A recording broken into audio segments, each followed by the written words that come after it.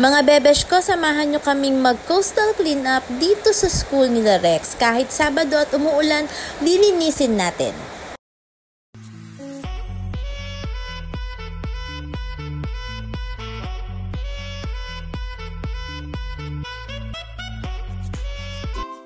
Hi guys! Welcome back to my channel. So for today's vlog, samahan nyo kami guys at maglilinis kami dito sa school nila Rex. Alam nyo ba ngayon ay Saturday at medyo umuulan?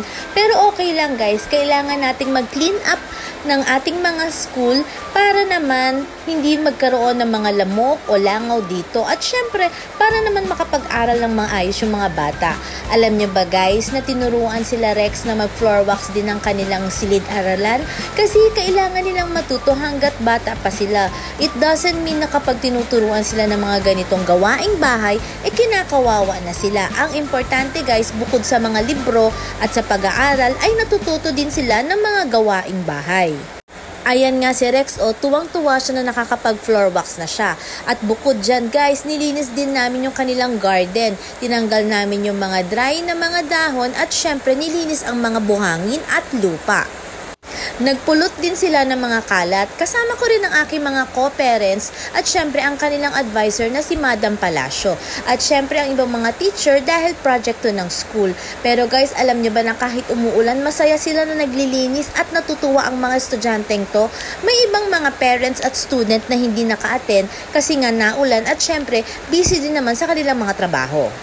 Ako guys, meron akong tinanggalan ng mga dry na dahon dito sa isang pot na to. At ayan guys, talagang takot din ako dyan guys kasi may mga higad.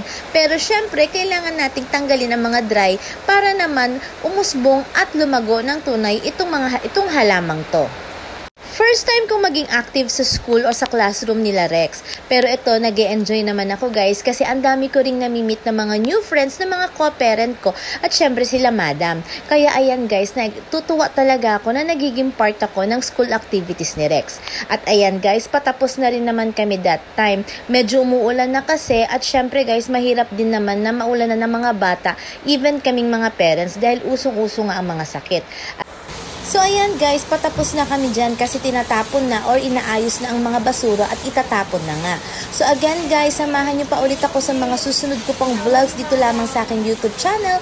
Don't forget to subscribe, like, and share my videos.